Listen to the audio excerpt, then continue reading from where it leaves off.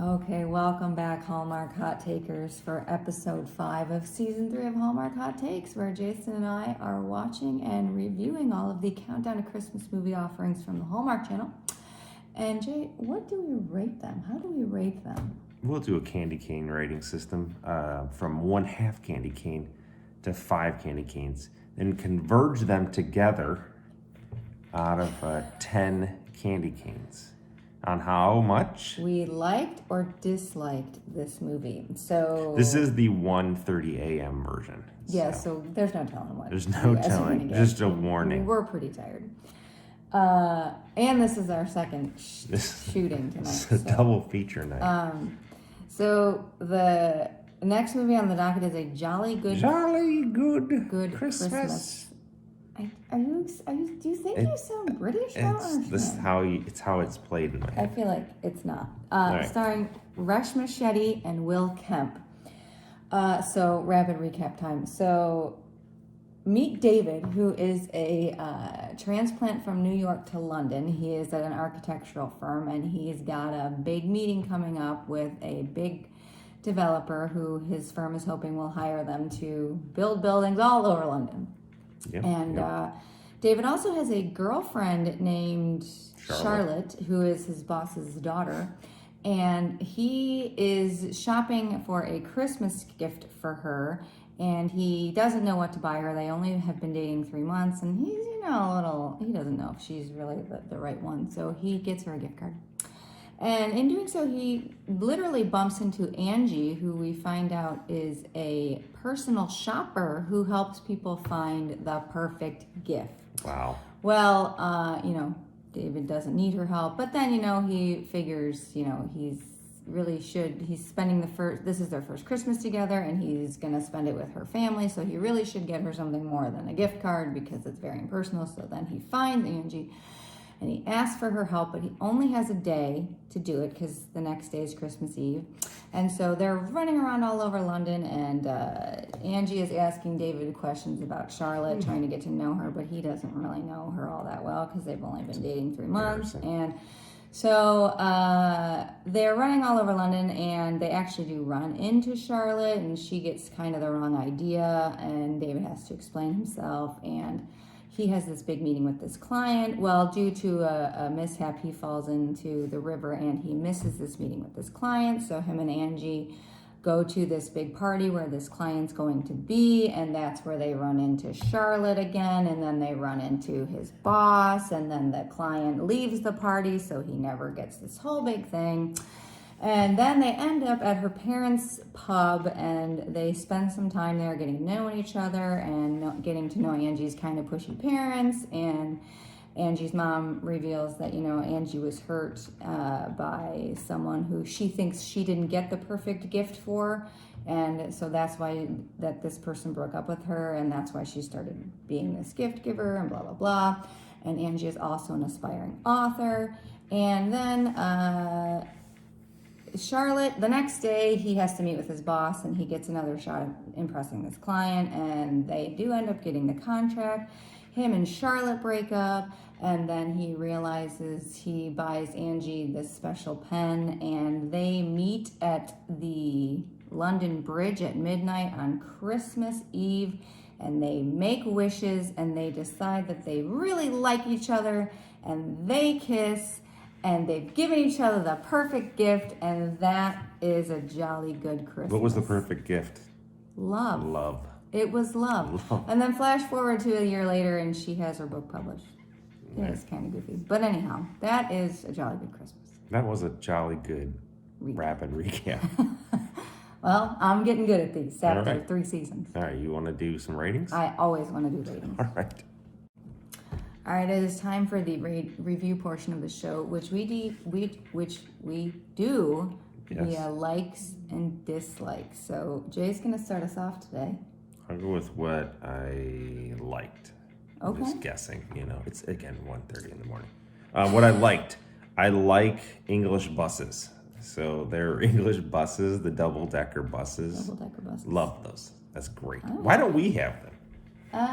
You can get a double-decker tour bus in New York. I've been on one before. Yeah, they need to be everywhere. Like school buses should be double-decker buses, and the kids would love it. He's dating the boss's daughter. Yeah. That's great. That was kind of great. Yeah, that was fantastic because it wasn't really shown. Like it wasn't like just a surprise, which I like surprises. I like It complicated things. It added another layer of, tension. I like every time he got busted. Like he had to like make up these stories when he's with this Anji girl. So I thought that was great. There was one point where they're running from the cops. Yeah, because they shoplifted on accident. And they're like, "Hey, look, there's the king." And I'm like, "Wow, that's timely." Well, I think they probably had to reshoot that because I didn't. they shoot these movies in the summer.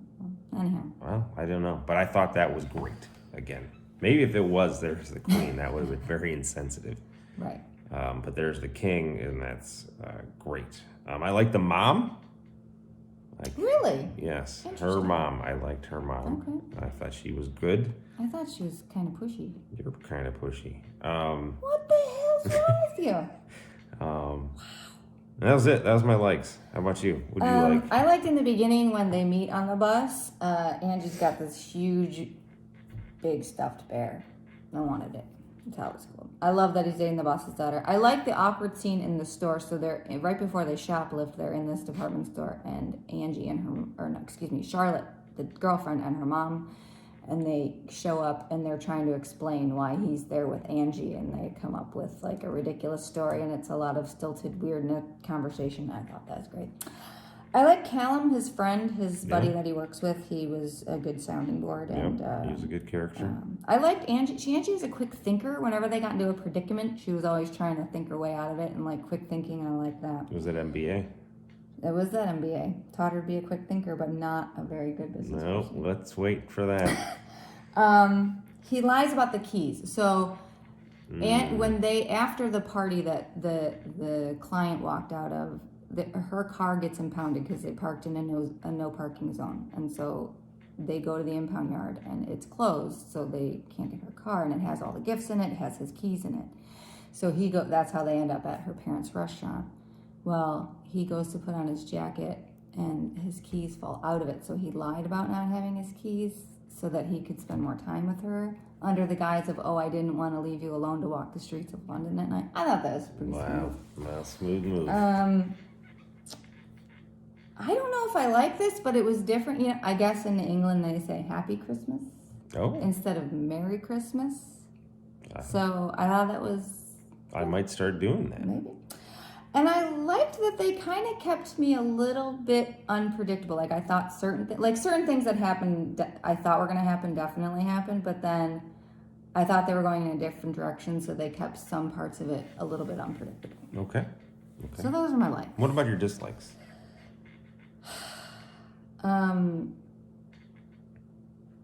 They meet on the bus, and she starts talking to him. And he cuts her off and says, I don't really want to talk, I'm kind of busy. And then like 2 seconds later, he's like spilling his whole life story. Right. And I thought that was... Make up your damn mind. As we stated previously, she is an MBA. Yeah. And she's a personal shopper. Okay. And not that there's anything wrong with being a personal shopper, but she's not a good one because she doesn't make any money doing what she's doing. Like they show her with past due bills and all this other stuff. But she's clinging to this personal shopping thing. Like her parents want her to take over the pub when they retire. And I get that she doesn't want to do that. But dude, you got to make some money. Right. It's like having an inn. And you're not making money. And you're having past due bills. We are not bringing that up. We've moved on. You got to move on. This is the second family business. Right. Past due money. Who should have just taken over the family business because it was better for them. And their stupid dream that's not making them any money. She's a bit of a hothead. Like every time she's very quick temper. Quick temper. He's like, they're going on for this day, and he has to be at this meeting for this big client. Right. And he has like no sense of urgency about it. None. I have the same note. None. Yeah, like no sense of urgency. And then when he falls in the river and he's trying to call this client, it's over. He's like, I'm just not going to make the meeting. And I'm like, dude, you got to make the meeting. This meeting's at 4:00, and they're still screwing around at 2. Right. And it got moved to 3:30. But like at 2 o'clock, you need to be gotta going back. you need you have to do some prep. You haven't prepped at all. Right. I mean. Well, maybe he did. I don't know. Will Kemp. So he is British. Yep. But they try to pass him off as an American with an American accent. Not great. He tried, God bless him, but he definitely slipped into his Britishisms more than 1 or 2 or 10 times. That happens. I did not like the mom all that much. I thought she gave up like way too much personal information to David about her daughter that she didn't even know this guy. And there weren't really any obstacles to them getting together. It was... Well, he was dating his Well, boss, right, but the they boss's broke daughter. up. They broke up, and then it was like... Yeah, there's no Why obstacle. couldn't he just call her and say, hey, I broke up with my girlfriend. You want to go on a date? Didn't have her number. He knew where her parents were. Is that where you found the number? Anyhow, why don't you give your dislikes? The champagne tower. There's a champagne glass tower at the party where it's like you've never stacks seen of this these before? up with the champagne in it. It's a waste. Why is it a waste? You can't just take it. Yeah, you The whole can. thing You would won't- fall. Well, you dummy, you don't take it from the bottom. Well, I think the whole thing would fall. They did the naming of the movie at the end. It's like, that was a jolly good Christmas. And I'm like, oh boy. Yeah, I get it. That's the name of the movie. How about You The doofus. Perfect Gift? It should have been called. Yes, the perfect Which gift. again was love. That would have been a better name for the movie. I know. But jolly good. They're like, That's why Hallmark needs to let me write for them, because I'd kill this. Yeah, they killed it, all right. Hey, I mean kill it in a good way. Oh, it's jolly good. What about your candy canes? Let's go candy canes now. That's all your dislikes? Yeah. I mean, you got everything else. It was... Like the NBA thing, again, I thought that was funny. Yeah. All right. Well, I'm kind of torn. It's a little bit of a middle of the road offering. It was a bit of a rebound. I mean, it certainly wasn't a terrible Well, movie. anything's a rebound. This is true. Like, I will give it 2. 2 candy canes. 2 is like my go-to right now. I'm stuck on 2. You are feeling the 2. It was okay. It just didn't knock my socks off. I liked both of the leads. I thought they were good, but I don't know if they had a ton of chemistry. I'm gonna go 2 as well. Okay, It's a very very good rating. This is the 1:45 in the morning ratings. This is what you get. That goes 4. No, it was okay. 4 candy canes, middle of the road. For a jolly good Christmas. 4 times as good as that last movie. Or, which is great. as we call it in an alternate universe, the perfect gift. It's not the perfect gift. All right, we'll be back with previews. All right, so preview time. So the next movie that we are going to review is called Ghosts of Christmas Always. And it's got a bunch of people in it, but I'm just going to say it's got Reginald VelJohnson. I'm so in for this. Everybody's favorite TV and movie cop. Right. If you don't know who he is, we can't help you. The But Googles will help you. The Google will help you. Google Reginald VelJohnson. You won't be disappointed. No. So Catherine is a ghost of Christmas present, and she must help one soul, Peter, rediscover his Christmas spirit. But this year has something unusual in store. It's a bit of a cryptic write-up. This is smelling like any kind of Christmas Carol. Well, right, obviously. Ghosts. We like ghosts. Ghost movies have done well with us in the past, and again, Reginald's in it, so that's probably at least worth 1 candy cane, I'm The assuming. preview showed him as the ghost of Christmas future. Well, now you're spoiling. Yeah, We don't spoil it until the review. Well, there was a preview, so if You're people right. saw the preview, they Hallmark would know. spoiled it. Hallmark, you need to let me write these like little blurbs because I could crush this.